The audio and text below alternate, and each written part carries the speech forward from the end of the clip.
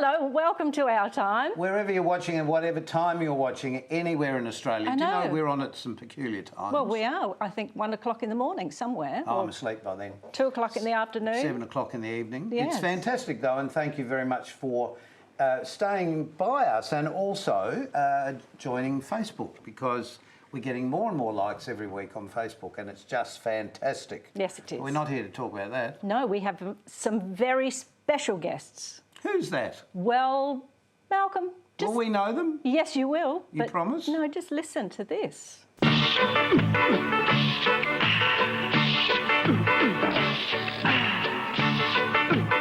Someone's got asthma. No, you remember. Do you not know our very special guest? Doesn't everybody? Idris and Evan. Welcome to the program. It's the Jones boys. The Jones boys. And both living in the same city. For a change, yes. Yeah. Yes, we've come, my wife and myself have come back to Adelaide after 31 years. What, you had to leave town? No, we thought it was time. Okay. And it has been terrific. We're almost about 11 months now. And we're time to enjoying come back home. And time to come home. Julie's dad's still here. Malcolm, hi Malcolm. Oh. And, no, not that Malcolm. Oh, this is Malcolm. a slightly older Malcolm. And I have Evan It's here. fair, it's like- But you have is- all your family here now, don't Well, you? Is it one Bronny? brother. No, Oh, we have a still. brother, a big brother in Surfers Paradise still. right. And Evan's my brother, he's still here. And our Yes. sister is here. Bronny. You're still my brother. Yes, as far as I remember. Yeah. That's the interesting thing about siblings who end up working together and writing together and performing together. Was it difficult or was it always a joy? Well, sometimes I'd start a song and Idris would finish it, and vice versa. Then we didn't write that much together over the years, did we? No, But the push bike song you wrote together. not really. Evan wrote that. He said, what do you think of this? Evan, in fact, I even remember Evan's very first song. Can I sing it? Yeah, sure. Oh, sure. please. Hey? Yeah. And it Yes. went like this. I'm back. Oh, you're right too. It's so good to be home. Wait for the I've caption. missed you, oh my darling Jill. And I went, okay, no. maybe it needs a bit of work on the lyrics. Who was Jill? A very good friend in those days. Went to primary school with Jill at Highgate Primary. Evan would have been 15 when he wrote 14 or that. 15, yes. Early $5 guitar. So I was like 16 and a half by then, hopefully a little bit more accomplished with lyrics, etc. But I said, I think it needs a bit of work. So Evan probably was more interested in songwriting than I was. And so then... and You he just wrote stole others. them. Well, he improved them. Yeah. Well, he was writing this song and he was going, riding along on a push bike. I was probably more out of tune than that. Baby. I think he said baby. The honey came it was, later. yeah. Baby, when I noticed you, and I said, nobody writes songs about push bikes. I mean, it's just, you know, this is 19... how old was it? 61, 62. Yeah, somewhere 62, 63. Yeah, so it's very American music that we liked, that we heard pre-Beatles, pre any Liverpool sound. And I said, so I think you've missed the boat there, mate. And then a couple of weeks later he walked in and I was singing it in my bedroom on the your bed. bedroom. And he said, I thought you didn't like it. I said, well, it's got a certain catchy. something. And I went, yay! So he did more work on it and I threw in a couple of bits worth, and then years down the track, I ended up in a band called The Mixtures, and we needed a follow-up to In the Summertime, and our bass player who had sung that said, that silly push bike song, we could make that a hit. And I said, no certainly way. did. No It way. went straight to number one. Certainly was. It's one of those songs that is carved into everyone's memory. But you I think. see, also Evan went into the army, so he wasn't around. We didn't have a lot of time together to sit around and write songs. No. And also to earn a living then, we had to work nightclubs, etc. Remember? Cabaret, nightclubs, that's all it was. And that's how you met. That's right, Yes. we worked together. We did. We worked together. We've actually got pictures of all these, but that's a little way down. Let's have a look at some of the shots when you were just young brothers. Uh-huh. Young brothers. Young brothers. Oh, yes. 1962. Yes, and we still can't work out what the guitar is that Idris has No, there. we don't know. I'd love to know what that guitar Can't is. remember that guitar because a few good guitars have got away from us over the years. Isn't that interesting? Where do guitars go? Well, Terry Britton, a great friend of Evans and mine, who was with the Twilights, he said that every guitar case should have a little pad in it or a little note with who owned the guitar over the years. That's a great idea, isn't it? Yes, because do you give away guitars when you buy something new, or do they just go to the guitar heaven? Some of them you keep around, they disintegrate, or you'd loan them to friends and they come back broken and things like that. But yeah, but Let's look at more, because we've got some great shots. all of right, you. what do you got here?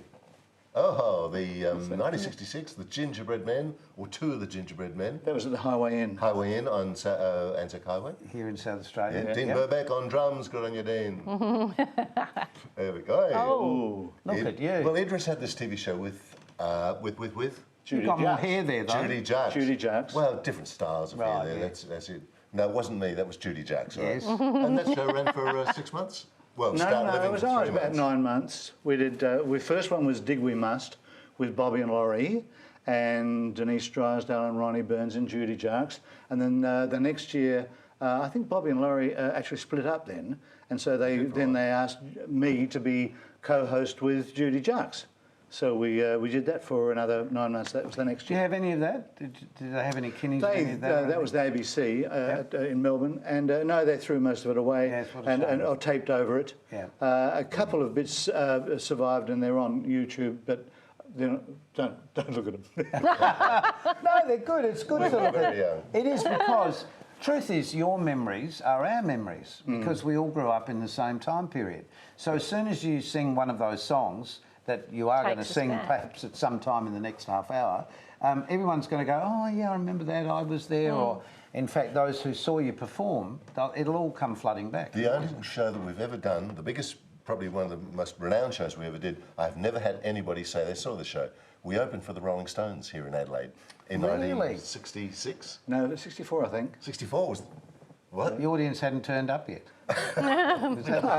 I must apologise for my brother too. He's got a terrible cold, Oh, so sorry, microphone. he just coughed in, and he's likely to do it again. That's all And right. in fact, I don't even know whether he can sing today because I might have could sing. I'm sure I could. I might have to Oh, see how we go. Let's have a look at some more Lots of pictures. harmonies there. Let's have a look at some more pictures of you when you were young. I love this part. Idris again and start living with Denise Drysdale and Judy Jacks. Did you recover from the splits? Not thought of that. That's Tight your lovely trousers. ones. Horrible pictures, though, that we Very set tight up. trousers. Let's see some more. This is good time. I like this. Look at the songwriters. There. Songwriters? Song written by Iris and Evan Jones. Iris, nice. Yes, They nice. wrote it with Idris. I like Yes. this. Iris. There is another one with Adris and Evan Jones. Okay. Yes. So Why did your mum call you Idris? My father was of Welsh heritage. His father was John James Jones. He got the good Welsh names. But when all of us were born, our older brother was Rhys. And when I was born, apparently he said, this boy will be called Idris. And my mother said, what does that mean? And it's actually the second highest mountain in Wales, Cader, which means mountain, Cader Idris.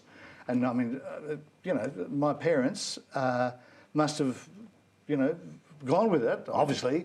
I had faith in him that it wasn't a silly name. It's only left me to bear with it for the last 70 years. Yes. And Evan was a much more normal name, but although he's James Evan Jones. Yes. Yes, but Evan's not a name that you hear very often either. I'm hearing more of it these days, and Yeah. I typed into Google Evan Jones recently, and apart from the sex predator Evan Jones in America, there's a lot of Evan Joneses out there. Is there? And in fact, the screenwriter of Wake in Fright, the famous Australian film, Evan Jones. Evan So Jones. there's quite a few Evan Joneses out But there. not a James.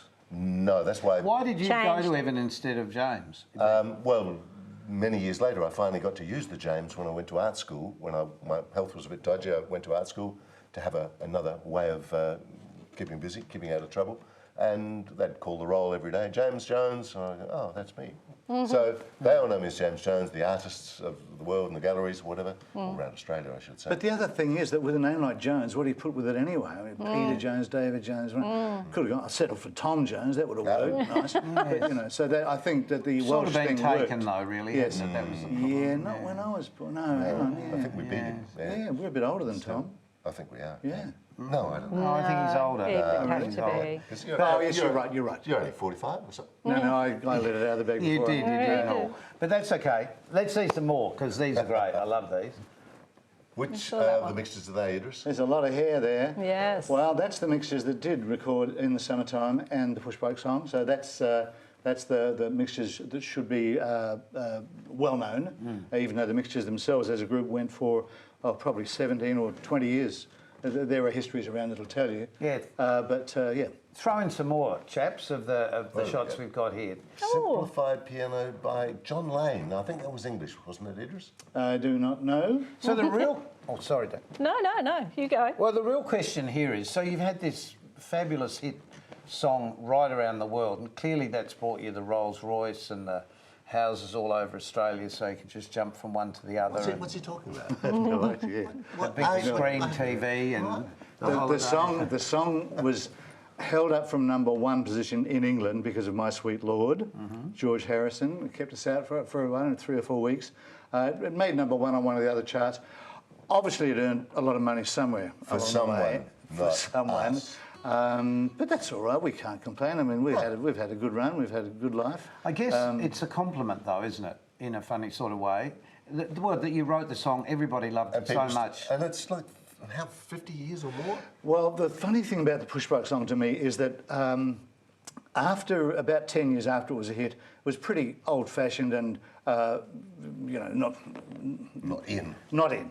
And I don't think we were particularly proud of it or anything like that, and it wasn't even newsworthy or whatever. For a long time... He wrote it. He wrote it. Yeah, no, but for a long time it wasn't to be spoken about. Yeah. These days it's far more common, seems to be far more important than it was then. You know, had its run on the charts. Because Yes. It truly is a classic, though. It's up there with really all of those classic School songs. kids know it, every age, and people love to come up and say, I was driving across the Nullarbor when I heard that, or the first time I heard that song. Exactly. And they've got great memories, which I have about other songs. I remember the first time I heard My Boomerang Won't Come Back, or something great like that. You know? Quality songs. Yes. But So you're still... No, but even after all this time, do you still think that there could be another in the two of you? Could you think you don't guys answer still... that. Don't answer that. We'll come back in a moment and we'll find out the answer to that burning question. All right, Ollie.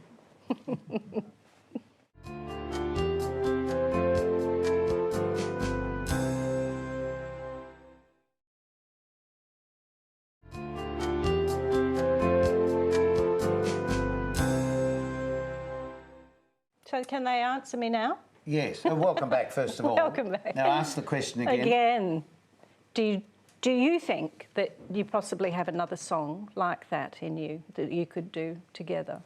Or that you could write and Idris could just change? I tidy it up. Because with Pushbike, he said, it's not finished, and I had to write the last verse. Because, you know, a song that just two people riding bikes, so the last verse got them together. And I went, oh, that was interesting, back in whatever year it was. But no, I've written, I'm sorry about you, but I've written the next million seller. It's called I Still Miss You, Baby, but My Aim is Getting Better. Boom, boom. We're always writing songs. Yes, I thought you would be. And you never know. Just as with Pushback, who would have ever thought it would have been a hit? It's just ridiculous, but it happened. Yeah. It's just it's got right tune. So how do you know each other? Well, it's just over the years. Showbiz. We've worked together, but where did it different start? venues. I think it might have Miss started in Janice? department stores in the city. Oh, was it? Fashion parades. Yeah, But what could about have this done photo too. we've got of you standing there looking beautiful? That one. Janice in the middle. I am in Mike the middle. Spears. Oh, it's Mike Spears. Yeah, that's right. And Lyndon Piddington. Yes, Lyndon and Carmen Jones, I think. And you're in uniform, Janet. Evan. I'm in. I don't know if I wore that uniform. That was a show called Overpaid, Oversexed, and Over Here. about the Americans and the Australians here in way back with all the great old songs. But you went over there. I did my stint national service and ended up in Vietnam, and I'm here to prove that the Agent Orange defoliant worked. Do you know, just on a serious note, how did that affect your life? We've talked to others, yes, exactly, not at all. We've talked to others who went away and came back. Some were quite marred with the experience. Some managed to get through it. How did you cope? I ended up as a battalion photographer for quite a while, so taking photos of the nasties was part of my job. When I came back, it was pretty weird because I was having a million-selling hit song in the charts when I'd been photographing bodies and things like this. So I went off to India to try and work out what was going on inside because nothing made sense outside anymore.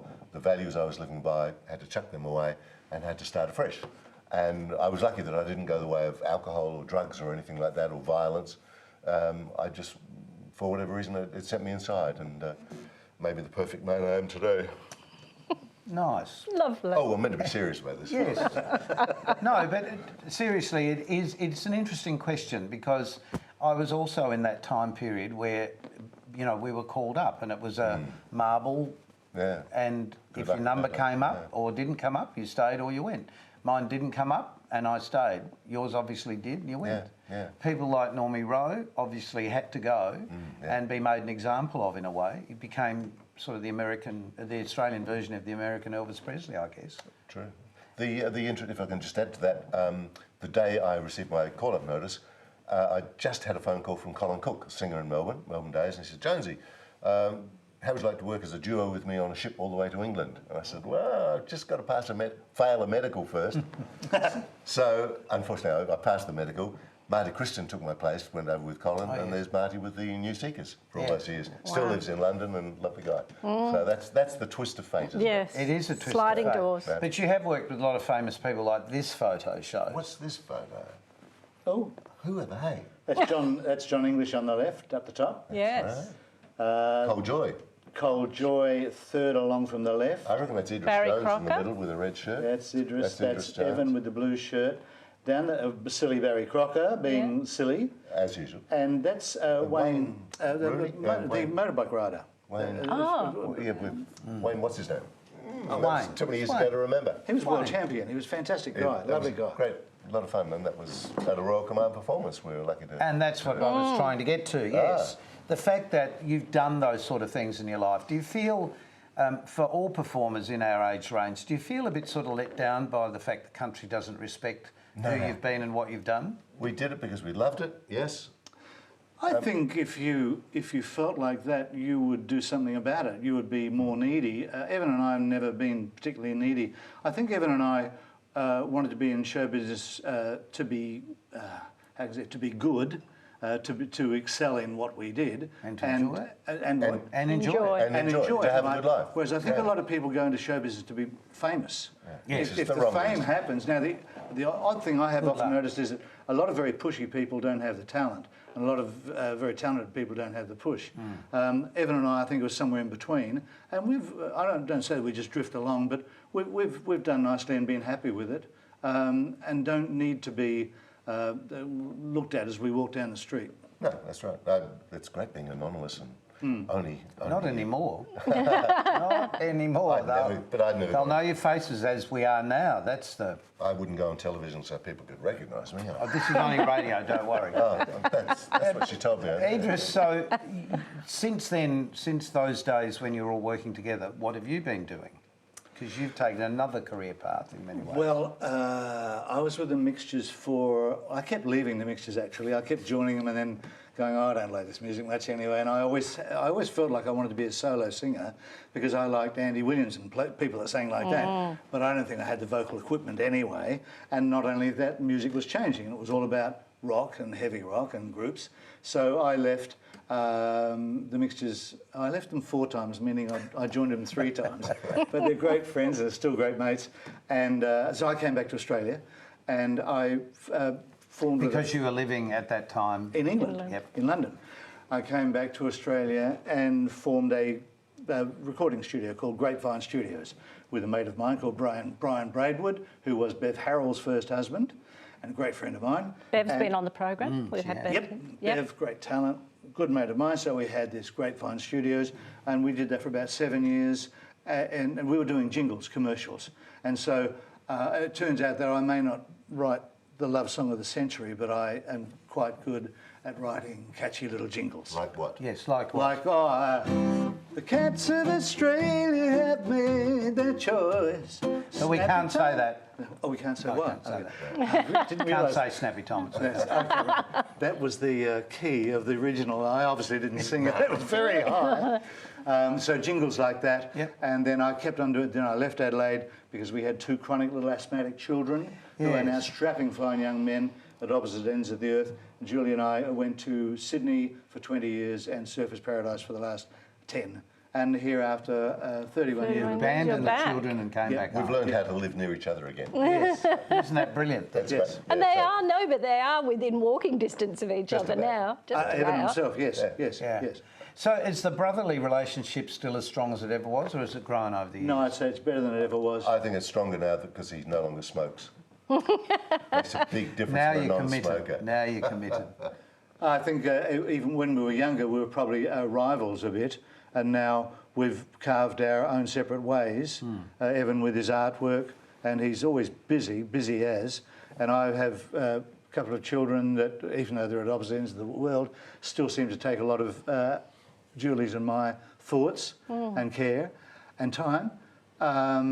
We're happy in our places in the world, so we don't have to worry about what each one is doing.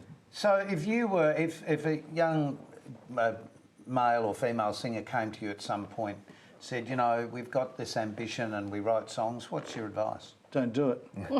not this day and age. I think it'd be terrible to be involved or interested in music these days. And why do you think that? Because we grew up through an absolutely golden period. Yeah. Everybody agrees.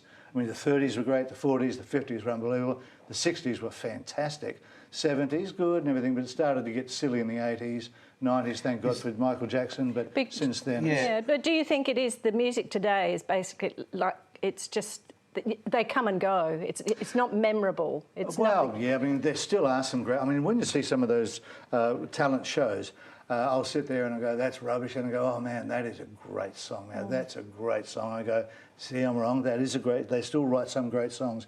But... it's a different setup with the recording companies swooping. Well, that's where most of the problems are coming, because it's just big business and that's what it's about. You know, when we were kids, let's say 17-year-olds, we could work 6 nights of the week in Melbourne or in Adelaide. There was some dance, some place where you could go. There were clean dances. There weren't even No people, alcohol. no alcohol. That's great. that No was thought my of drugs, experience at the same and time. it was fantastic for kids and great music. I don't. You know, it was such a happy-go-lucky crowd, Australians in the '60s. Look around now. Yeah, although I think that a lot of the younger kids now, they're affected with what they're seeing on YouTube in a different way, and it is a different generation seeing and hearing music in a different way. Well, Clearly there'll be replacements, you know. I for have no everybody. answers for them. The problem is, however, that we were the generation, the Woodstock generation, etc., that were going to fix the world. And when you look at it, well, it looked like we didn't fix it at all. Does anybody ever? But when you say that, when you say that, you two have experienced a relationship that you've been able to work off each other. And in a way, is that the advice that you should be giving to people that, or younger people perhaps, you know, find what it is you can do within a structure or... Well, everybody has to find their own path. If they're a good singer, if they're a good writer, whatever it is, and follow it to the nth degree for the love of it. If you've For got the a love love of it, yes. for the love of it, Yeah. and you'll find like people will be attracted to you. Those who don't see the world as you, they'll pass you by, and you learn so much from other people, which is great. Absolutely. You've been sitting there with your guitars and Yeah. they set everything up because we wanted to hear you sing something and we're running out of time. Sing something. Well, the problem is Evan can't sing. He's got, I he's know got that. I'll be coughing So and I'll spluttering. just show you, having talked about history and all that, Yep. I'll tell you the very first song I ever remember hearing on the radio was this. And it was Burl Ives, and he sang, I would have been about 3 or 4 years of age, I guess. There was a little white duck sitting in the water. Oh, yeah. A little white duck doing what he oughta. He jumped on the top of a lily pad. And then he said, I'm glad I'm a little white duck swimming in the water. Quack, quack, quack. I'm using this. It's not with my normal voice. No. That would have been better had you sung, right? With my horrible voice at the moment. So then I bought a guitar and I taught myself to play, and I learnt this. When I was young, I used to wait on master and give him the plate, and pass the bottle when he got dry, and brush away the blue-tailed fly. Jimmy crack corn and I don't care. Jimmy crack corn and I don't care. Jimmy crack corn and I don't care. That's not how it goes. I don't care. don't care. Look, while the boys are sorting this out, we'll always just been take the a same. break and we'll come back in a tick You don't to say care. goodbye and maybe another song. But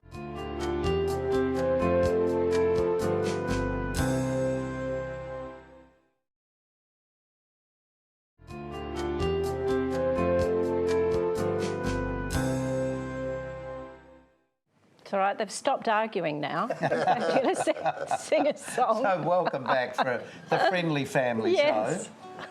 Show. Chaps, do you feel there's anything left to achieve in life for both of you? death. Long life. Stop it. I like that.